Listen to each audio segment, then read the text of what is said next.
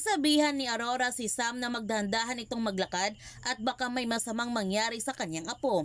Ang bata na ito ang future ng Palacios Mining. Siya ang halili sa kanyang posisyon.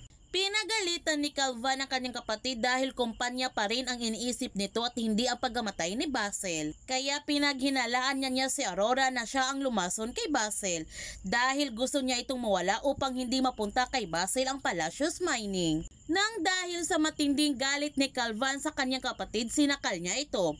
Buti na lamang pinigilan kaagad siya nila Sam at Amando. Sa pagdating ni Sam sa mansyon, kinumpirma kaagad siya ni Francis kung totoo bang narinig nila na kanyang ina na morphine ang lumason kay Basil.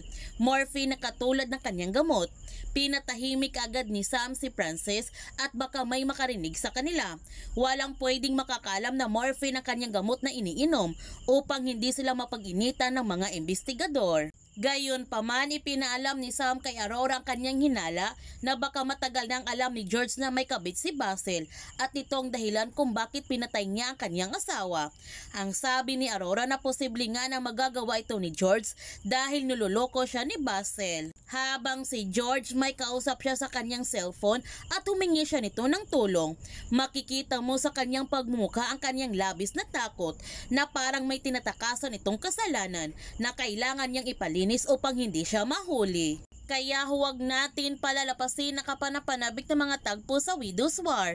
Kung bago ka pa channel ko, don't forget to like, subscribe, and click notification bell para palagi kang updated sa mga videos in-upload ko. Thank you for watching and God bless to everyone!